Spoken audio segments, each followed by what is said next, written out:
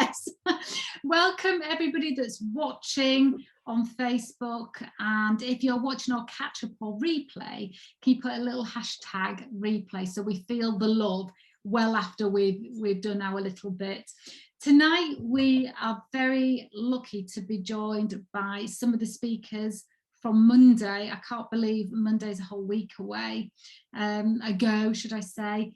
And the feedback has been so lovely in the group and the interaction, and the actual feedback I've been getting has been really powerful, like the lasting effect of each of our talks that had on people. So thank you for sharing the feedback. Tonight we have Peggy Dillon from America. It's not the middle of the night, is it, Peggy? Is it about 10 o'clock? It's 11 in the morning. 11 in the morning. Lovely. And we've got That's Harriet. sunshine. It's not a spotlight, it's the actual sun. And Harriet, where are you? I'm in Cornwall in the UK. Lovely. So it was your Seagirls that helped introduce you. I'm just popping in to say hello. And we've got lovely Rebecca in York. Yeah. Our Lancashire girl in York. So lots of people have said they're going to try and watch us live and they're going to try and catch up with us. If you're watching us live, please feel free to drop your questions in the comments below and we will do our very best to answer them. We have got some questions that have been sent through that we are going to answer. But I'm promised a story from Peggy that isn't actually a story, although it is a story, but it's an experience, isn't it, Peggy? So I'd love to, if you could open us up. Sounds like a bigger job than you'd been invited to do. But if you could open our little session up with your story, that would be wonderful. It's something you'd hoped to have shared with us last Monday. Yes. I had hoped to end my time with this gang with the story, and I call our true lived experiences stories after they've been lived, because we take them out and keep them in our psyche as stories. And as you know, from our tribal beginnings, we're story people. We learn from stories. We learn from sitting in circles with our elders, and the stories were passed down. So this is a lived Peggy story that I'd really hope to share with you. It was one of the first times I had taken a group to Peru. I take groups down from time to time for the joy and the spiritual depth of that culture. And we went down to the Nazca lines. The Nazca lines were made by a pre-Incan India tribe down in the Nazca Plains. That's N-A-C-S-C-A, Nazca lines. And some of them are 1/4 of a kilometer long. They are immense lines, and they were made by removing volcanic rock from a light colored sandy plain. And so the lines were made by the volcanic rock being removed. So the lines are where the base ground shows through, where the rock has been removed. So it's illegal to go out on these lines, because if you disturb the rocks, you're disturbing these ancient lines. And these lines are fantastic. There's a humanoid figure, there's a whale, there's a monkey, there's a hummingbird, a spider, and then there's a lot of spirals and lines. For example, a whole bunch of these lines point toward where Machu Picchu will be built in the future. Just to give you a mystical sense there of these magical lines. And so we went down to see the lines, and we were invited out onto the lines by a shaman and his apprentice, a medicine man, and his apprentice, who took us out there. And I went through some debates about it for 2 reasons. One of them was it was illegal. I didn't want my group getting arrested. And then the second one was I wanted to make sure that these ancient lines didn't get disturbed. And I realized that the shaman would in no way lead us out there in a way that would create harm, both to us and to the lines. And so we walked out onto these lines, and it was one of those adventures that reverberates through your spirit for ages. We had to walk single file but spread out, so there was no mass walking silhouetted, so we couldn't be seen. We weren't allowed to use torches, what we call flashlights, because same reason, we didn't want to be seen. Magnificent desert skies over us with a sickle moon. And then we were told to sit in a circle, and they took us one by one. And when we were sitting in that circle, I suddenly realized we were sitting on the end of one of these lines. And so we were all just sitting there meditating, and very magical. And then they took us one by one. I had no idea what they were doing with my group. And then it was my turn, and they took me over, and there was one of these big spirals. It wasn't a quarter of a kilometer, but it was a large spiral that we could see in the moonlight and the starlight. And they told me to walk the spiral, receive the inner gift, and then walk the spiral back out again. And I started walking this spiral, and I could not get my brain to stop bitching at me. You know that? You know when your brain's just going crazy and it won't stop? I was self-conscious with these two. My spiritual nature is very private. You know, I'm not a showy personality, and with these two guys watching me, I just could not get internally attuned, and it was like, Peggy, you know, this is a once in a lifetime chance to do this work, to be here in this ancient place and to feel this, you know, just stop it and let yourself tune in. I mean, it went on and got louder and louder. You've probably tried to repress that voice, and you know what happens. It just gets louder and louder, right? So I finally decided to give up. I decided what I was going to do is I was going to reach down and take a small rock that had been sitting on this line for thousands of years, and I would take it home. When I was in private, I would hold it and receive the gift from the line, because I obviously was not going to get it with these two men watching me do this. And so I reached down and I grabbed that rock, and as I stood up, there was a woman in front of me, and she was as real as you and I are, but she obviously was not a physical presence. And I stopped in my tracks, and I looked at her and I said, "Who are you?" And I know I spoke it out loud. I'd completely forgotten about the shaman and his apprentice there. This woman was just standing for me. She was wearing orange robes, sort of like the Dalai Lama does. It wasn't a sari, it was more like a Tibetan nun type of orange robes. And she had a long braid that came down one side, and she had sort of olive colored skin. And I just said, "Who are you?" And she said, "I am the female manifestation of God." Those aren't even my words. I would never say those words. And I was just stunned. I mean, what do you say to the female manifestation of God? I was just like, and she said, "I've come to teach you about healing." She said, all the healing that is happening in the world right now is of the masculine ray. The masculine ray conceives of something, brings it in, and then manifests it. She said, the way the female heals is she holds the joy deeply inside herself and invites others to that level. Holds the joy deeply inside herself and invites others to that level. And then she sort of tilted her head to the side, and her little eyes glittered with delight. And she goes, and who wouldn't join you?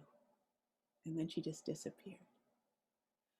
So the way the feminine heals is by holding the joy deeply inside herself and inviting others into that joy, inviting others onto that level is what she said, or into that level is what she said. And who, my dears, wouldn't join you? And that's it, Lisa. That is my story.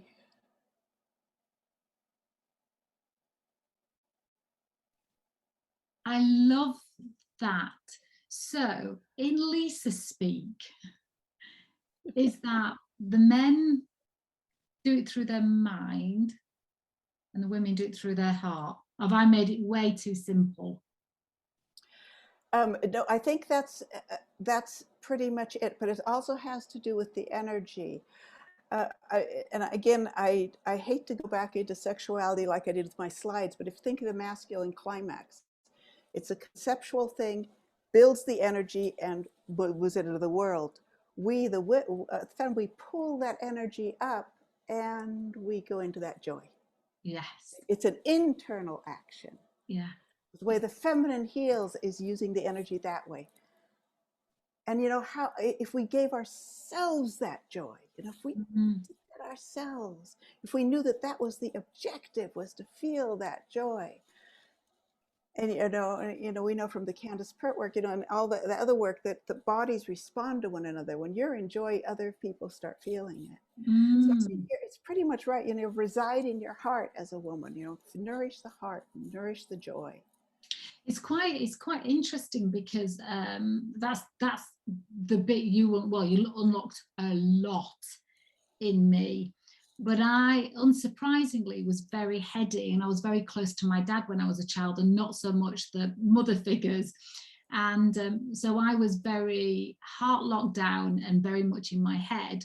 And the work that you did was exactly that for me, to heal my heart and to come from my heart and to move through my heart. And I have to say, every time I've ever presented and thought about going into it with a script has been when I've got in my own way the most. And the times that I have let it all go makes me more nervous in the run up to it, I have to say. But when I've let it all go and just kind of imagined my head opening and said, God, flow through me, let me access everything I need to in the right time, in the right way, with the right voice, the right tone. And I've just been so in it, I can't remember what I've said, but people have come up to me later and said that really moved me. And I think, I can't remember what I said though. And it's had the biggest impact when I've got out my own way and stopped using my head so much and trust that I've gathered the knowledge and then moved it through me rather than just this bit here. I love it.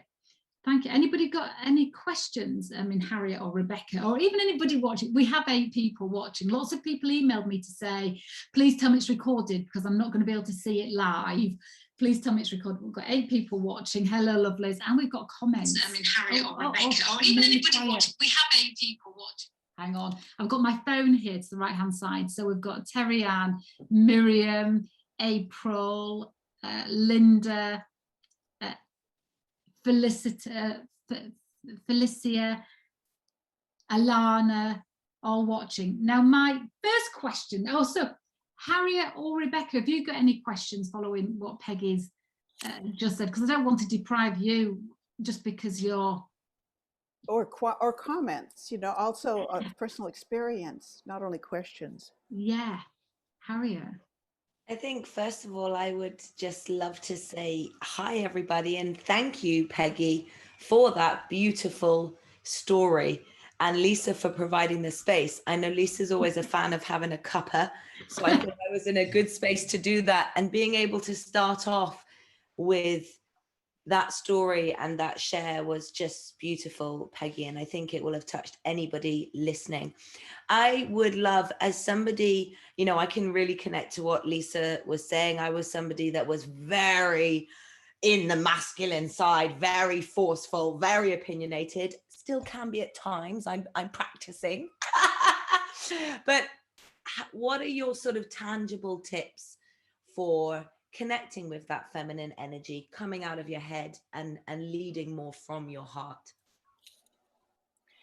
Because first of all, I think that the head is imperative on the journey. So I don't want to in any way discount the feminine intellect and intelligence and capacity in that arena. So she didn't, if we just go with what the female manifestation of God said, is she didn't say, live only from your heart. What she said, she talked about the joy, is focusing on the joy. And we can have intellectual joy, we can have heart level joy, we can have physical joy. And so I really want to make a distinction there, because for me, that's so important. I mean, the feminine has such a capacity for joy. I mean, we can go into ecstasy watching, waves rolling in on the ocean, or the wind blowing across, a field of flowers, or, the touch of a friend, or, the smile of a baby. I mean, the feminine feels so much joy. So that's where I'd say it's just, if you know that's the objective, is to feel that joy and hold that joy, and then just to energetically just invite others into your joy. Instead of our, we as women, we can get so serious and also, self-critical, and that's not helpful as teachers, especially, but as just human beings, we want to. So that's what I would do. Is the heart is such an abstract, but joy is such a felt thing. And you radiate that joy, Peggy. Thank you, Harriet. Lisa Bushman has said that she arrived just in time to hear Peggy's story. It's filling her with joy. Peggy, you are a master storyteller. Oh, sweet. Alana says, love that, Peggy, and fully understand about the feminine coming from the joy. Yeah, do you know, it's really important to think it's not one or the other.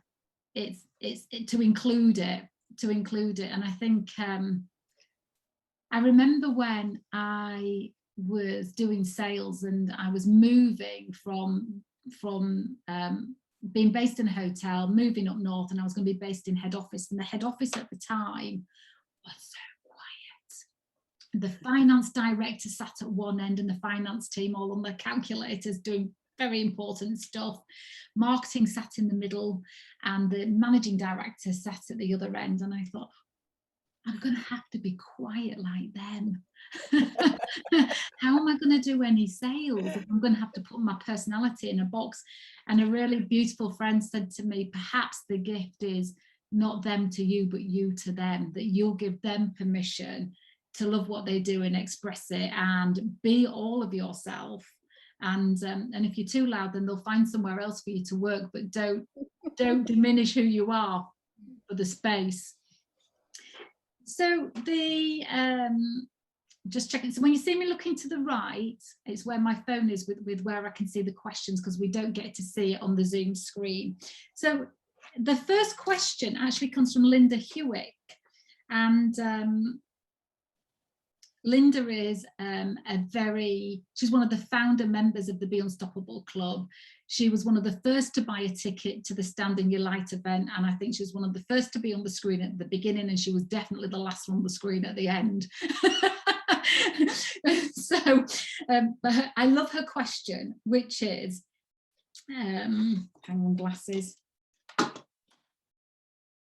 It's a purpose question, and she said, that she noticed on Monday that soul purpose was discussed quite a bit, and I would love to know if Peggy or anyone else that has an opinion believes if we have more than one soul purpose in life.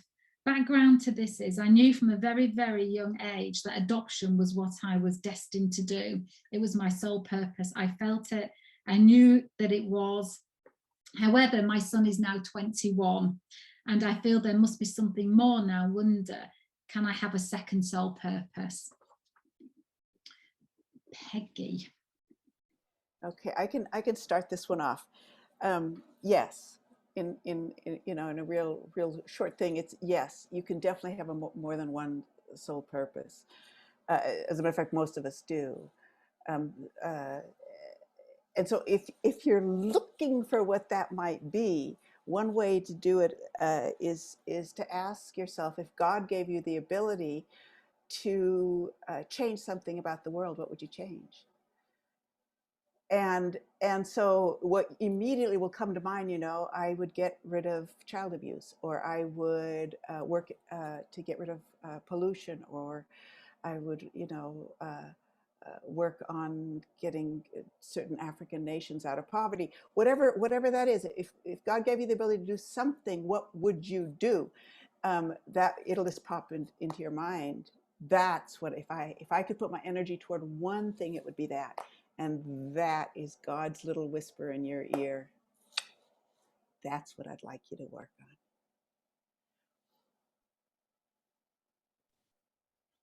I love that. What if somebody might think, well, that's too big? That's because they are big things, the things that rattle us, that unearth an emotion on some level, or they are quite big. Like for me, I can't bear cruelty to animals. I just can't bear. I can't see it. And a part of me feel, and I've got 6 dogs, and maybe that's enough. But I want to stop the horrific things that happen across the world, and that's like a really big thing. Where would you invite me to start? Or if somebody had their thing was child abuse, or something that was like a really big thing, where would you invite us to start? I would start with introspection again. You know, beloved one, if I could change anything, I would change this. Please help me make a difference in this arena. Can you show me where to start? And it may just be prayer. You know, you may just start with prayer. Or maybe someone's going to come along who says, you know, I'm trying to do this. Could you help me fundraise? Or you know how it is when we set an intent, life conspires to make it happen. Yeah. And Linda's actually managed to catch her. She didn't know if she would be able to. She said, oh, now that's got my brain thinking. Yeah. Harriet, Rebecca, have you got any thoughts? Rebecca's like, this is big stuff. Harriet. Yeah, I loved what Peggy shared there, and I would be interested to hear her thoughts on this as well, actually.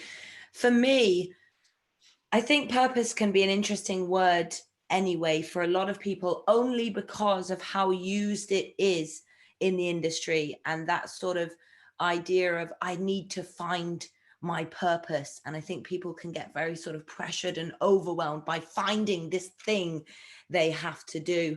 And actually, when we're in that state, you're probably at the least moment of letting it unfold for yourself. And I think not misused, that wouldn't be right, but I used the word purpose for goals and different actions that I wanted to achieve. And as I've developed in this journey, for me personally, and each to their own, I really believe that my purpose, to sort of connect actually with what Peggy was just saying, which is interesting, it's given me a little bit of a light bulb. My purpose is to be joyful, to be happy, to live a beautiful life, to be grateful, to enjoy myself and my surroundings. And then in that beautiful journey, I have passions and I have missions. And, you know, Lisa, I've shared with you some of my bigger missions and passions, heartfelt passions that I'm very eager on, and I seek that guidance to support me in achieving that and inspiring others to unleash their warrior within. But I've sort of adapted that meaning of purpose as really just to enjoy life, enjoy being here and existing in this space. So for me, that's what purpose means. So next question.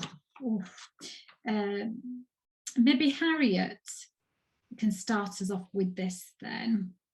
I worry people will judge, dislike or criticize me, or I'll lose their friendship if I don't do what they want as a priority and follow what I really want to do. Could you just repeat that one more time, just to make sure I got it okay? I worry people will judge, dislike, or criticize me, or I'll lose their friendship if I don't do what they want me to do as a priority, or they think I shouldn't be following my own goal. Beautiful question. Thank you. I think there's a few things there. Number one, if somebody's being quite actively negative and not supporting something that you want to do, my question really would be, are they truly your friend? And is that someone that you would like to have a friendship with? The other side of that is really having an acceptance that not everybody, our friends, our loved ones, will 100% support us. My mum loves me with all of her heart. You know, she wants me to live a happy life. And when I told her I was going to be a firewalk instructor and become an international speaker, she thought I was absolutely mad, crazy, you know, and I'll be back in the family business within 6 months. She didn't support me, but that didn't mean I was going to break off the relationship. She's my mum. So I'd just like everyone to see that difference between somebody not actively supporting you, but still loving you and still having a beautiful relationship with them. And then when it comes outside of your circle and judgment, and I'd like to say that that's something that was a really big deal for me when I was younger, and even sort of 5 years ago, is really caring what other people thought of me. And I even went into that sort of ego phase of personal growth and you know, seeing my fire, seeing my greatness, but then going overboard into ego and being like, I don't care what other people think of me. And the truth is that we do care what others think, but be careful who you're handing the mic to. Listen to the people that are going to support you, that are going to love you. And just remember that in this world, there's over 7.5 billion people. And I'd like to remind us all, and I'm sorry, what was the name of the lady who asked the question? Anonymous. Okay, no problem. It's not me. No worries. But for whoever's asked that question, and anybody that feels that fear of judgment, just remember, number one, we don't resonate with everybody. We connect with some and not with others. We don't agree with everybody. Politics, religion, fashion, haircuts, you know, we're all different, and we like things and we dislike things. That's true of others as well. So Marmite, some will love you, some won't. Thank you. Thank you to both. And I'm going to continue serving, speaking to, and following my path with the people that do resonate with me. So that would be my thoughts. Thank you, lovely. And Claire, lovely Claire Cope, who's also a firewalking instructor, just as I know this one so well. And I guess this question is quite open to interpretation, Peggy. She says, I worry people will judge me. It sounds like it's probably already been a reality at some point in her life, but it's also now a filter that she filters what she's going to do through. What's your thoughts on how our mind allows our thoughts? How can we adjust that, allows our thoughts to shape where we dare to tread next? Well, I don't want to in any way play down the difficulty of that pattern. We as women have that because we are collectively oriented. We want everyone to be happy. We want everyone to feel good. We want everyone to lead a fulfilling life. And so we have that collective awareness. And so in order to maintain that, we also feel judgment from other people because we don't just live in our own little world. We feel a much greater reality around us as the feminine. And so I want you to, first of all, I just want to acknowledge that what you're feeling is real. And then I want to give you a little ladder. Compassion. If you can feel compassion for that person, because that person will only be judging you or judging your child or judging your husband or judging your wife, you know, or whoever, judging people that you feel close to or judging you because they have a strong dislike or hatred of themselves. because people who love themselves love people. Mm. And so if you can go into compassion, if you can see their inner poverty instead of personalizing it, that immediately brings you to that joy. It immediately brings you to that heart, which is the second part. If you can just put them aside for a bit, and through meditation or through music or through poetry or through talking to a friend, get back into your heart. And then from that place, you can go into the poverty of their life that makes them live in those judgments. Because you you're a spectacular human being, or you wouldn't be on this path. It's someone who has a small heart and small mind toward themselves that will be bringing those abusive thoughts toward you. And I think that it is quite common, isn't it, for us to do a quick check in our minds when we start to set a goal. Where's the risk in this goal? Who's it going to upset? Or this experience I want to have, where's the resistance going to come? And I think it's quite normal to do a little check of what am I going to disrupt in my life by doing this? And in fact, it's one of the questions. I do have one for you, Rebecca, as well in a moment. But it's one of the questions that came in for Cindy, but I wondered if we could just help this lady a little bit. How does one consider life or career changes that risk disrupting the family unit and parental responsibilities? How do we continue to honour those roles of mother and wife whilst listening and pursuing things that are calling to us? So that's and Rebecca, you've just had about 3 months of being a mother, homeschooling, whilst following your career, your new path, haven't you? So and you've unmuted, so I think you've got an opinion. Let's hear it. No, I just think a bit like what Peggy said. If it's if it's something that's going to bring you joy, you've got to find a way to do it. So it's not really like sort of relevant to me doing the homeschooling, but like prior to that, when before I went on maternity leave, so Oliver's 11 on Thursday. Before I went on maternity leave, I was in high leadership positions. I didn't have anyone else to think about, so I could just really push through with my career. When I had Oliver, everything changed. Well, I was made redundant on maternity leave, so I lost that position, and I had to really start at the beginning. But it was like, well, it's okay, because you need to step back, you need to, you can only work so many hours a week. If you have that pressurized job, you can't work in any, it was all of that. And I thought, well, that's not what I want to be. So unfortunately, as women, and we have to somehow mold whatever's around us to make sure that joy will help you achieve that role or self-employment and whatever it is that you're going for. And there are always obstacles for us if it is that you've got family and children, and we just have to, it is a harder path, but you've got to use your support system, but believe in yourself that you can do it, because it's that passion, that joy that, like Peggy talked about, that is going to get you there, because it's what you want to do.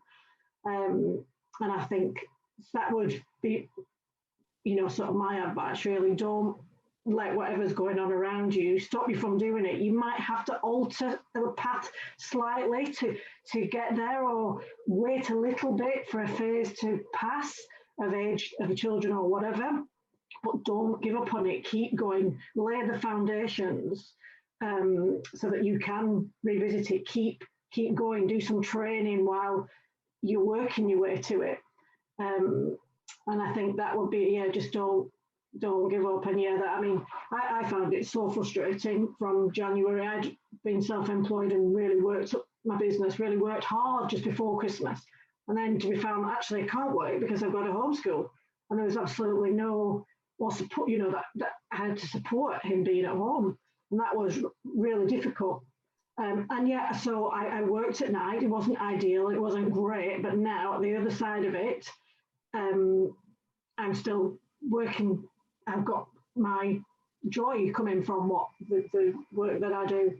But it is difficult. But I would just say, don't lose your passion. Keep going. Lovely, lovely experienced answer, Peggy. That is difficult, isn't it, when there are things that the mum, the wife wants to keep hold of, as well as bring something new in. What's your thoughts, Peggy?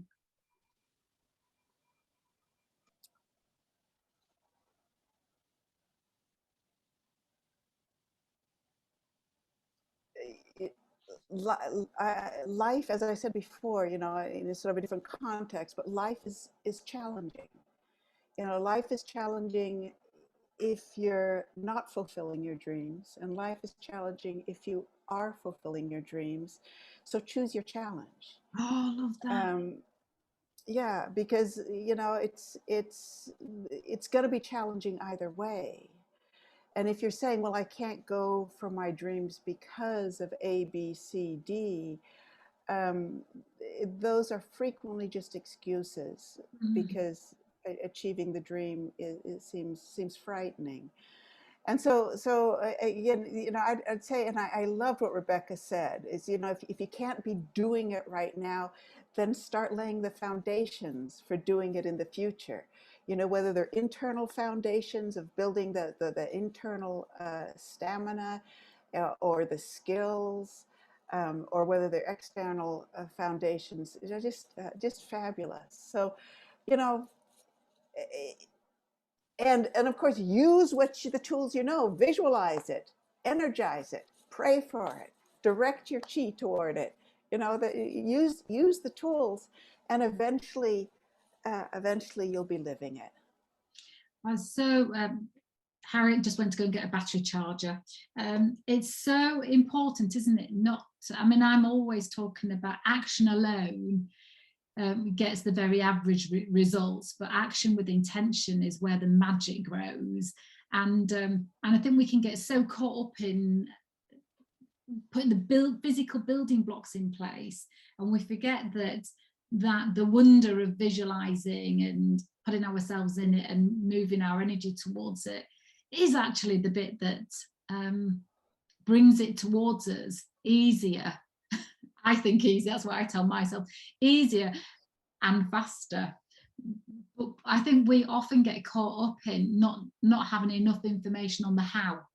So we let go of visualizing the what because we're stuck in the, well, I don't know how. I can't get past the they don't know how. And if we look at how amazing, the amazing things we've achieved and everything that we're doing now, we once didn't know. I did not know how to stream Zoom or even get 4 people on a screen or spotlight somebody.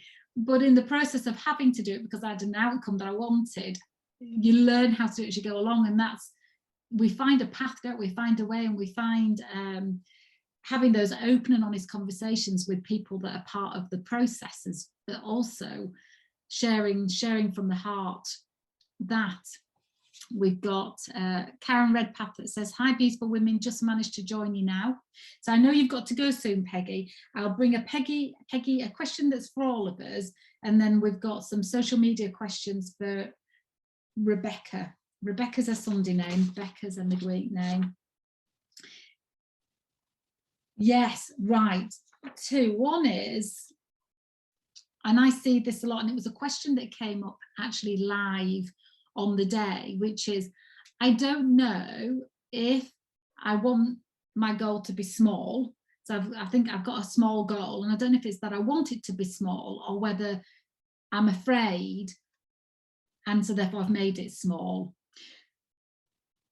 And in fact, I was coaching somebody the other night who was about to start to shrink their goal in the conversation because they didn't have the full knowledge of the how.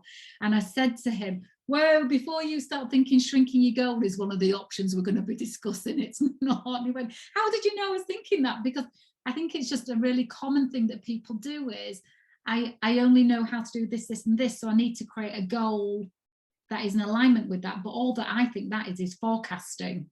We've just forecasted what our current set of actions will lead us to.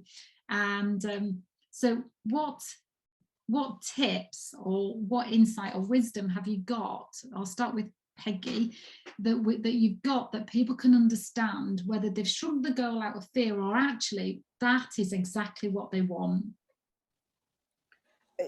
It's actually quite simple, and that is, bring it into your heart, and what does it feel like? I mean, that's really our only place of judging or of discerning.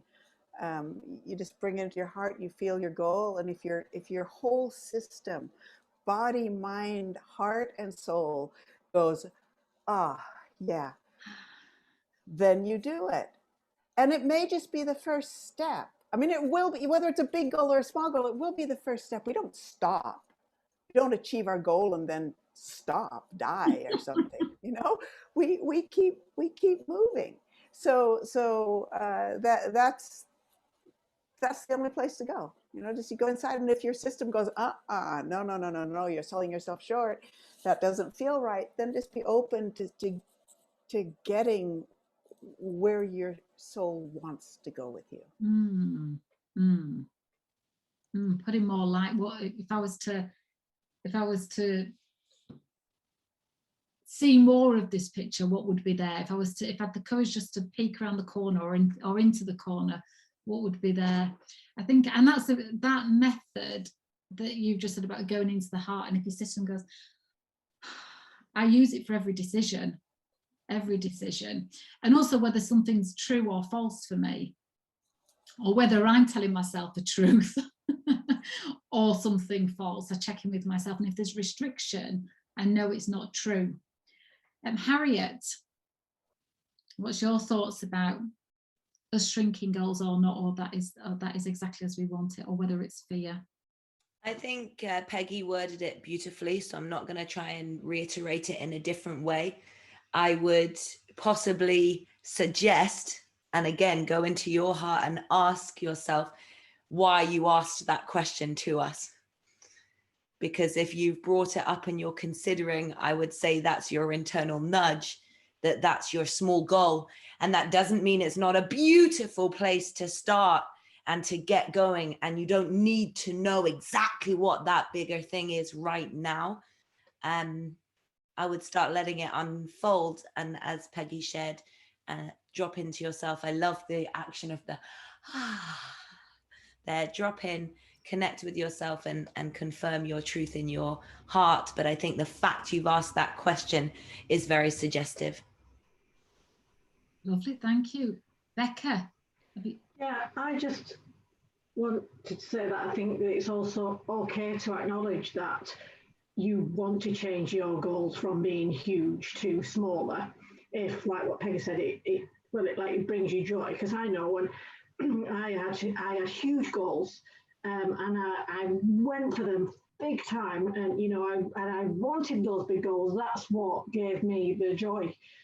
But as I'm a bit older now, and also from having my acoustic neuroma and my tumour, my goals have changed and they are smaller, and that's what those smaller goals do give me joy. So although they're not small in perception, they're smaller not small in achievement, they're smaller that will bring me more joy, if that makes sense. So I think it's good to acknowledge that actually I don't have to have massive goals and huge ones. If it is a small goal but it makes you happy, brings you that joy, gives you what you want, it's okay to have that, and realise that things change, so you can go for something smaller where you've always maybe gone for something big and full on and going for it. I want to be MD, I want to be, I want to earn 10 grand a month or whatever it is you want to do, that sort of thing. That actually I only want to earn £1,000 and I'm happy with that, because that's what brings me joy. That is so good, and it's a lovely circle, really, isn't it? Because when you start off with what's the purpose in this goal, Well, I want to feel this, because we do everything for a feeling. I want to feel this feeling, I want to feel in service, I want to feel a value, I want to feel that I'm making a difference, I want to make an impact, I want to feel laughter, I want to feel love. When you start off knowing what's the feeling, or what's the intention, what's the purpose, and then shape the goal to that, then you know at what point it calibrates with that outcome, rather than perhaps setting some goals because they're should or ought to, or you're trying to meet somebody else's expectations that you think they have in your mind, or what it looks like to others. So I think that you brought that lovely full circle there, Rebecca. Who knew it?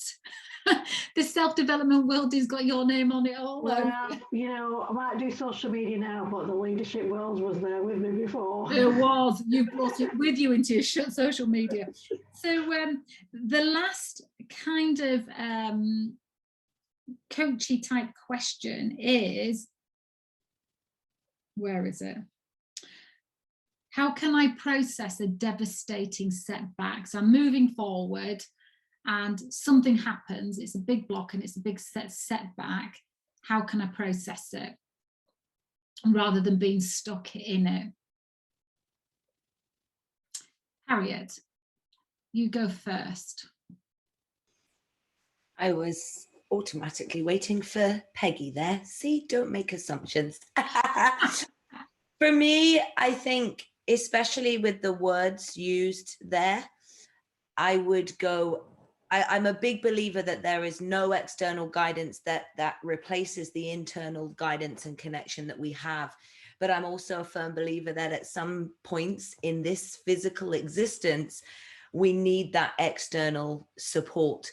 And especially with the language used of a devastating situation, personally, I would say connect and have some support, have some help, have some healing in whatever way that is right for you. It could be through coaching, through NLP, through therapy, through firewalking, through energy healing, whatever is right for you and connects with your heart and you resonate with, and you think, yes, this could work for me. Be open, of course, to that process. So I'd absolutely have some support. I also wouldn't pressure yourself to move through it in any particular way. Allow your emotions, allow your feelings, and yet understand, for me, one of the most grounding phrases that I secured in my heart from 2020, but really brought into 2021 is just remembering, allowing the emotion, but remembering that this too shall pass. It won't be this way forever. And it sometimes takes some active steps to move forward, some support, some external healing and internal healing. But it's remembering that big picture, that both good as well, not just tough times, but those ecstasy, high, elated, amazing moments, and the really tough, painful, challenging, devastating, to use that word, moments will pass. And the more we can have that sort of grounded helicopter perspective, I like to call it, and just keep remembering, I'm human. It's okay to feel this way. Something difficult's happened. Have the support that you need, and then keep moving yourself forward at your pace. Lovely. Thank you. Peggy.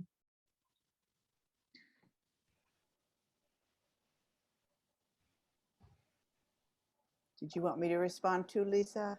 Yeah, do you have something to add about how to process the devastating? Yes, and then I need to go.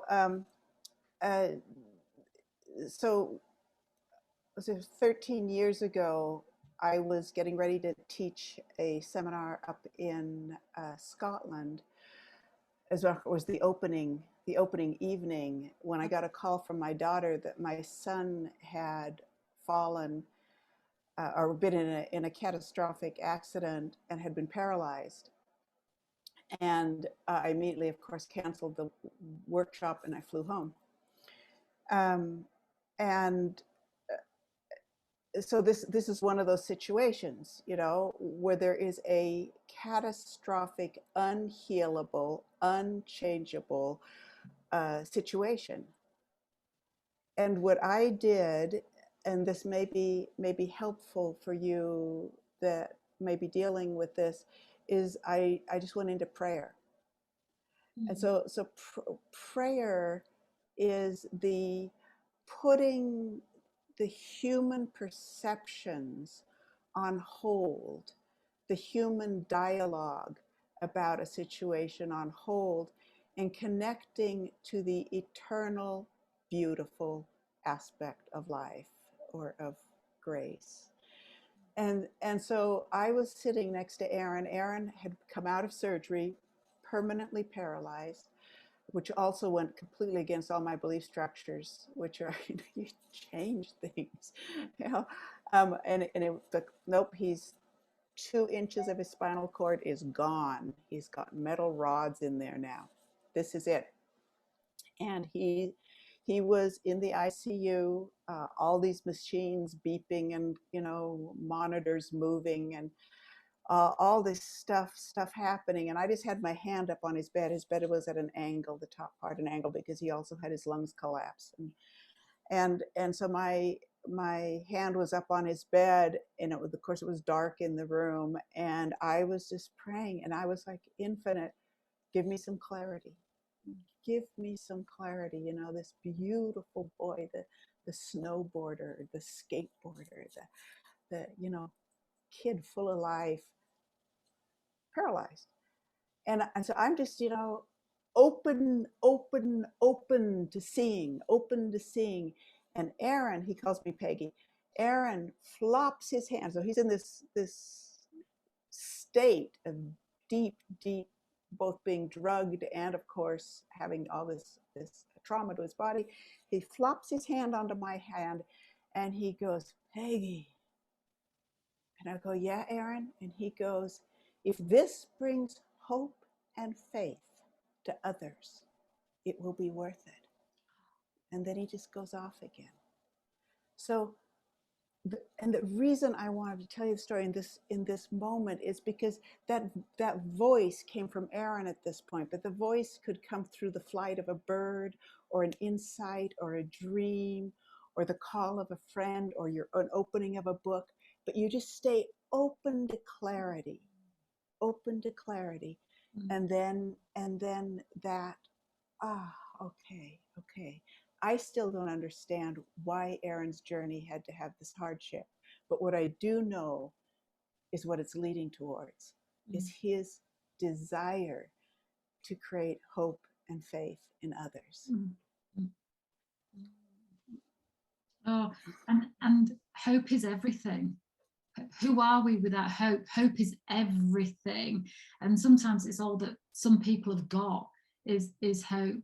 And so open to clarity, because what our minds often do, and I might be projecting here, is we start clawing, trying to find it, don't we? We start scratching on it and it goes round in loops. And so when you're open to clarity, you clear your mind, ready to receive rather than control. And it sounds like a much more calmer way of getting understanding. I've got a couple of Peggy, love that start setting foundations and choosing your challenge.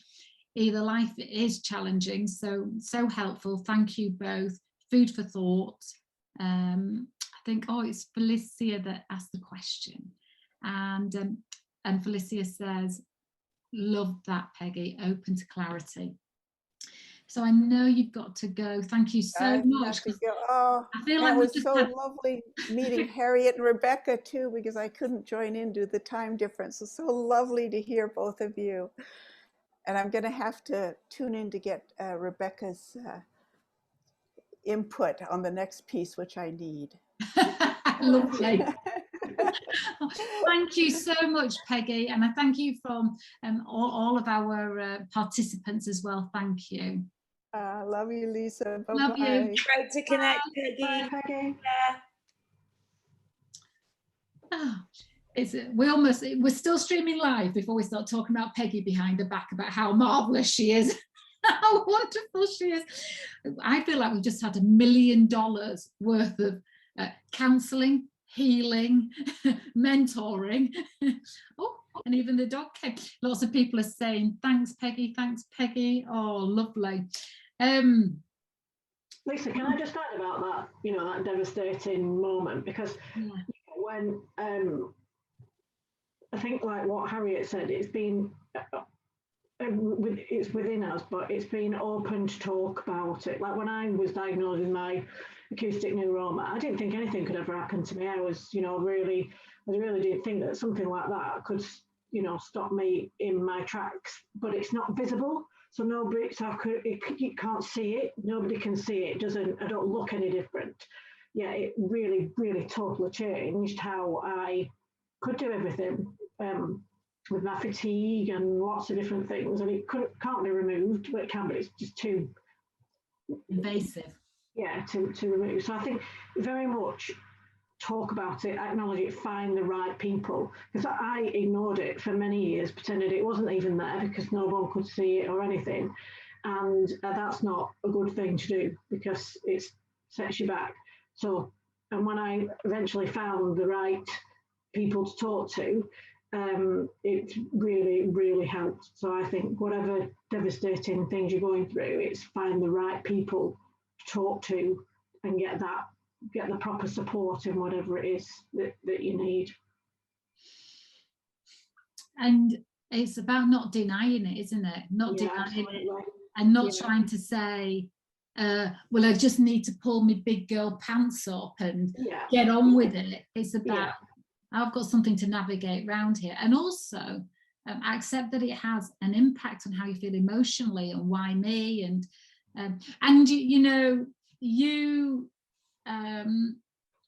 you don't talk about it. It never comes up in our conversations, and we have many. And it never comes up as an excuse or a reason for anything in your life. You do get on with it. You do still go for your goals and your dreams, and you still pursue them with all your might. But I cannot imagine, and it's easy to forget that you have a tumor that lives inside your head. Even when you said, well, I'm off for my appointment, it was like I'm off to get a pint of milk at Co-op. And it's quite a challenging experience you have when you have it checked, isn't it? Yeah. And so, but you are a no-nonsense girl. But for you to say as well, it's important that you acknowledge it, that you find the right people to talk to about it, is really great advice, because I think that people feel like they have to be superwoman or superman. Yeah. And you must still do all the things that they used to be able to do. But what if the clarity that comes in is, oh, I'm meant to slow down a bit because I'm missing the flavour of my life because I'm moving through it too fast, or whatever it is. So right, are you ready, Harriet? We're going to get your notebook out for this.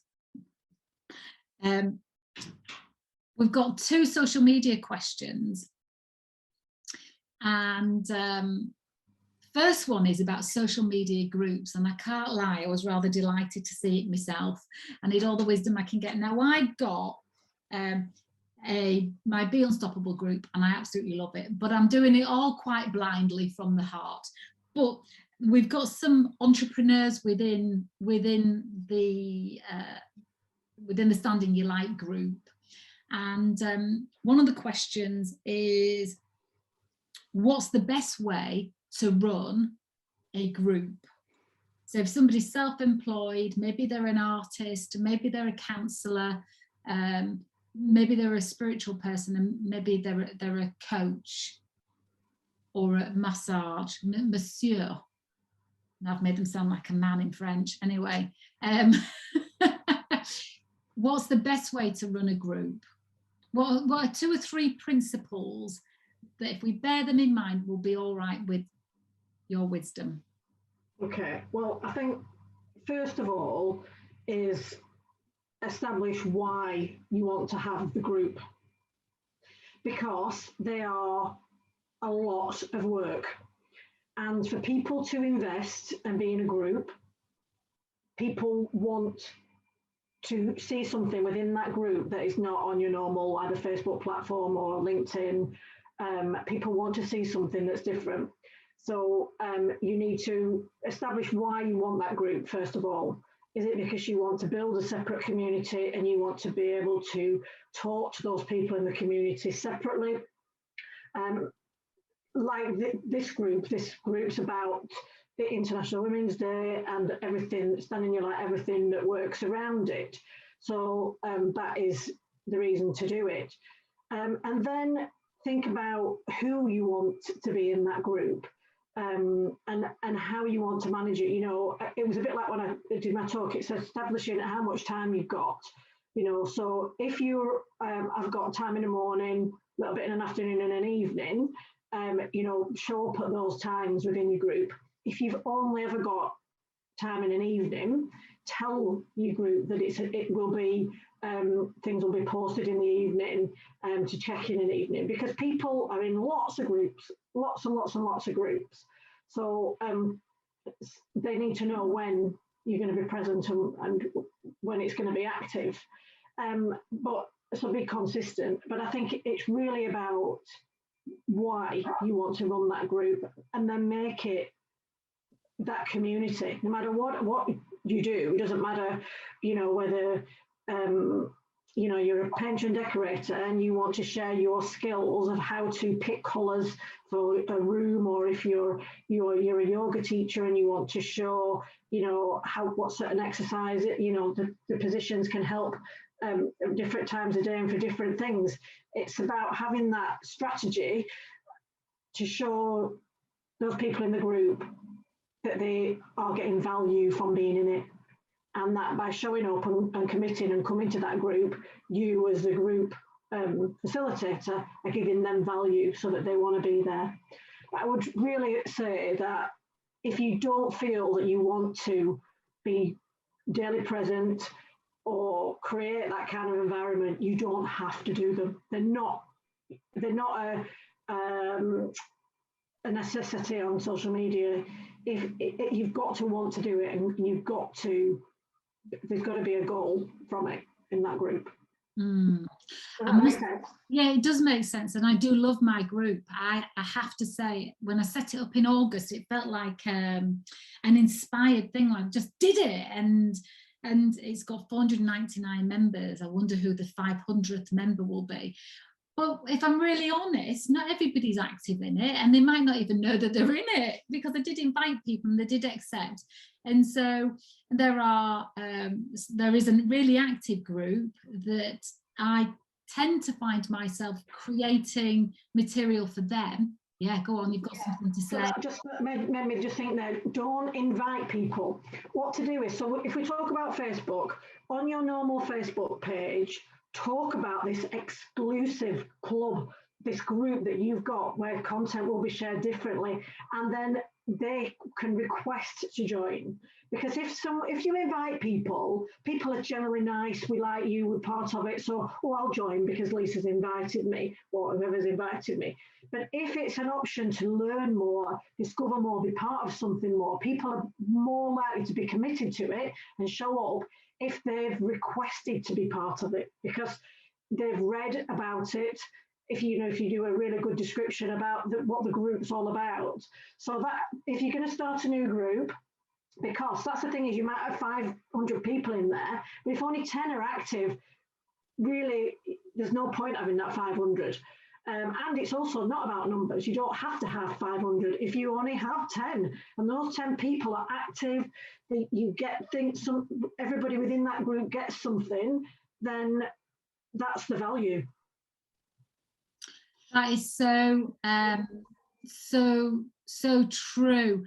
What's your experience of Facebook groups, Harriet, as a self-employed people? Because we do know a lot of lovely people that say yes to support us, and they might be in there to support me rather than them needing it. Yeah. What's your experience, Harriet? I thought there were some really, really great tips there. I personally love Facebook groups. I actually prefer Clubhouse. I'm a little bit obsessed with Clubhouse right now. But I think groups are such a beautiful way to have a community, to have a space of people. And I think what you were sharing was so key, that it's about having the right people in that space and people that want that information. And I've absolutely made the mistake of building groups with people that aren't active and engaging in that way. And all I could keep thinking, and the word that was booming out of me was engage, engage, engage. And that's both ways. So number one is you want people that are going to engage in your group. And number two is make sure you're engaging back constantly, even when it feels like tumbleweed, even when it's just one or two people, even if you're going live to no one and you might get one like a week later, just keep doing it. And the more consistent you are, the more you keep going with it. Absolutely, I believe that groups, and they do for me, over 60%, 63% of my business comes through Facebook groups. And the last thing you said about the numbers, 100% agree. And I learned this in a painful way, I suppose, but it was a great lesson that I'm so grateful to have. It absolutely is not about your numbers, and people will have big numbers within their purpose, mission, goal, etc., etc. You know, I'm on a heart-centered mission to unleash 100 million warriors out there. But right now, if I'm working with 10, 50, it doesn't matter. Your numbers do not matter. And in a group setting, even more so. I know people that have groups of 100 people and they've got 6-figure businesses and they're making amazing impact. I know people that have got hundreds of thousands of people in a group and actually only about 10 or 20 are engaging. So there's not a huge amount of impact. There's not a big amount of conversion for business. So it's not working for them. So I think what you were saying is key. Know why you're doing it. Be very active and consistent in there with people that want to be in that group. And yes, it can do wonders for your business. Yeah. Yeah, and I think you've got to see it as a part of your business. You know, we as business women, or even if you're working in a business, but you know, whatever you do, even if you give things for free, nothing is really free, because if you're spending 2 hours a day in your Facebook group, that is time that you're taking out of your business. So you've got to think, what is that value that I'm putting in there that is going to get me the value back? Nice. And like Harriet said, that engagement and giving value to people in your group, it will come back then into your business, which is why you need that whole goal of why you even want a group. And if it's, you just think, actually, that's not what I want, it's not part of what I want my business to be, then don't do it. Because if you just play with it, there's no point having one. Does more harm than good. Yeah, absolutely, yeah. And I think you kind of have to have the personality for it as well. Because you've got to show up. Yeah, you got to do lives. You've got to be, because people want, it's your group. People want to know what you're going to value, you're going to give to them. And just by putting some templates, some posts in, it's not you, is it? It could be just anything that's generated, like these ones where some people do, you know, the same thing every day. It's just generated with questions. It's boring. People want to see you. They want to be part of something. They want to be, you know, invited to, you know, get involved. Yeah, and we've got some lovely comments back about that, Becca Boo. We've got we've got Karen that says, I love your Be Unstoppable group, Lisa. I love that you do it from the heart. You know what, Karen, some people might call that lazy. What do I feel like posting today? What do I feel like saying today? And if it ever feels more of a strain than that, then I feel like I'm trying to be manipulative in some way. But I'm glad that you love that. And Terry Ann says, that's really helpful. Thank you, Rebecca.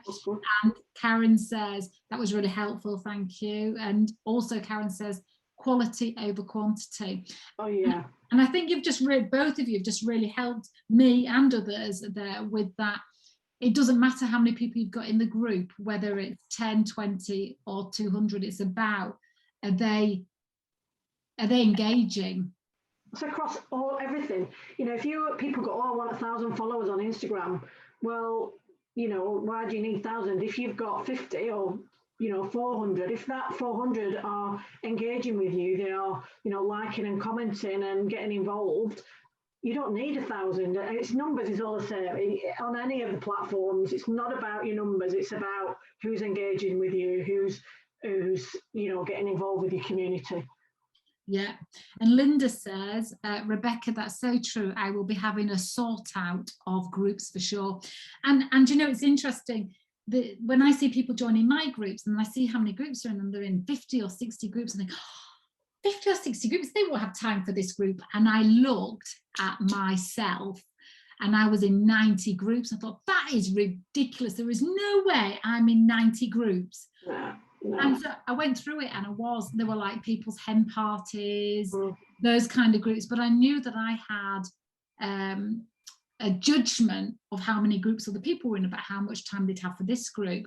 Alana says, thanks, Rebecca, for that advice regarding groups. Karen says, I've been thinking about having a group. I'm not sure I want one now. Yeah, fair enough. It's fair enough. You've got to be, if it's got to be right for you. And I say this with all of my social media stuff. It's got to work for you and your business. And if you're the only one in your business, or you've got one other person, it's got to work both ways. And if you haven't got that time, or you don't feel that you want to invest in it, don't do it. You know, I'm just thinking on a tip there for Facebook groups, to make sure your people are engaged. If they're in 90 groups, tell your community to pin the group, because on Facebook you can pin a group so that you and to turn on the notifications so that they just get them from your group. And this is a question from the heart, my heart.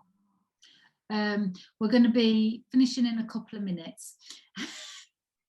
Harriet, we're only supposed to be an hour, and Harriet very kindly and politely wrote, what's our estimated time to finish? It's all good. I just had a client at 12:30, so I'm happy to stay with you. I just and I'm joining a call at 12:30, and you've probably got something to do. But if we have, like Harriet's got, you're like 1,200 in your group, haven't you? You've got like a massive group. And if we have got people that are in our groups that are there out of support and kindness, which is really lovely of them, how do we give them permission to leave if it's not really their cup of tea? If they're not getting anything from it, how do we do that as well?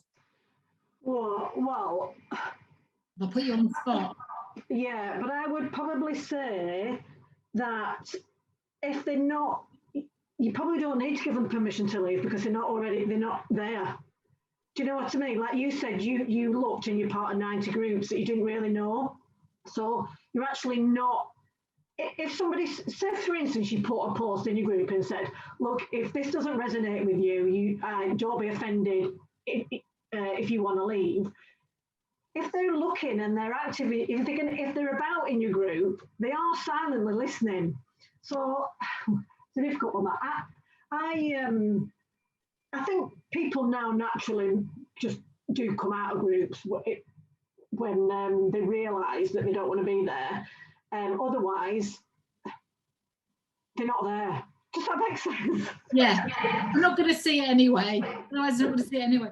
I think, but I think though, I have to say, Karen, I love my groups, and I really try not to take it to heart when there isn't a massive response to things. I really try not to make people's response be about me. But I do love it. It gives me great purpose, and I'm really lucky that there are people that really engage and inspire me in it. So people put comments, and I'm learning and being inspired. People are showing up, and I get to see just how beautiful people show up for things. And I think, I need to show up better, just like, you know, maybe somebody in my group shown up in a really engaging and positive and heart-centered way, and I think I need to be more of that person. And so I get so much out of it. And I do feel guilty if I've not posted, or if I felt like I've neglected it. It does feel like I have to feed it, but I try and feed it from my heart. And yeah, and I just always be honest as well. If you feel like, actually, I just can't, this week it's not going to happen, tell them. Say, you know, I'm taking a few days off. You know, if we worked in a business, we put our out of office on. You can do this with social media as well. Don't be afraid to tell people that you're taking a break, because that will even make them connect with you even more. You know, tell them, be really honest. You know, I'm taking a break for a few days, but come back on Saturday because I'll be refreshed and I'll be bringing X, Y, and Z to the group. And they'll think, oh, great, right. Or tell them to go away and think of something to come back with on Saturday. But we're going to take a few days off, all of us. We're going to have a little bit of self-care and switch off for a few days. Communication, as we say with everything, is the thing, isn't it? Tell them, we're going to have a bit of time off and I'll see you back next week. I've got loads of questions. I have got loads of questions. Maybe I should get you, oh, excuse me. Oh, maybe I should, it's so real. It's raw and real. Maybe I should get you into the group for me to do an interview, because yeah, you can do this if you want. Yeah, because I think your value is such a relief that we don't have to. We're not chained to something. Yeah, don't read all the. You know, I mean, you know. No disrespect to any marketing agency or anybody, but those people have got people doing it for them all the time. So we cannot be like them unless you've got a team. You cannot. It's just like, so you've got to do what works for you. Somebody's saying yes, please. I'll get both. I'll interview both of you in the channel, in the group. Look, you got lots of hearts to that. So my lovelies, I want to thank you for so many reasons. One is the value you gave last Monday is still resonating with people. They're still living off it. It's in them, and I'm getting the feedback. And so thank you so much for that. And you were with us for all 11 hours, lunatics. And for tonight as well, because tonight has felt really special, really special. I almost don't want to let you go. Yeah, everybody's saying thank you and yes, please interview them both. And so thank you, lovelies. I'm going to bring our session, and thank you, Peggy, for all your time as well. And I've loved this Stand in Your Light journey, and it's far from over. I think we'll be keeping, I don't know, I've got some ideas. Anyway, my lovelies, thank you for a lovely evening. I'm sending thank you so much to you, Lisa, on behalf of all of us and everybody that's watching the world. Thank you to Lisa for setting up this Q&A for us all to come back into, and for continuing to shine your light in that group. And I'm excited to hear what's to come. Thank you. Bye, lovely. Thank you. Bye. Thank you, Lisa. Bye, Rebecca. Bye. Bye, lovelies.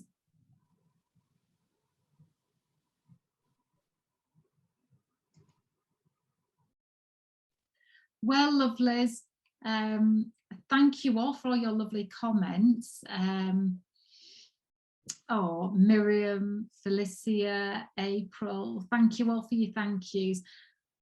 I have to say, I love those conversations, don't you? I really do. So if you're not already a member of the Be Unstoppable Club, I'll put the link in this group. Come and join us over there. And because this group is for the ticket holders of the Stand in Your Light, so you're very welcome. Come and join the fun over in the Be Unstoppable Club. We do interviews, we do little workshops, and we do whatever I feel like doing, clearly. But thank you for joining us. I hope we answered your questions, and any questions you didn't know that you needed answering. I hope we did that. And I'm just so grateful for Peggy's story, Peggy's wisdom, Harriet's energy and wisdom and expertise, and Rebecca's heart, personal journey and expertise as well. So I'm going to love and leave you. Please keep posting your joy in the group. Any questions, keep it going in the group, and I shall see you very soon.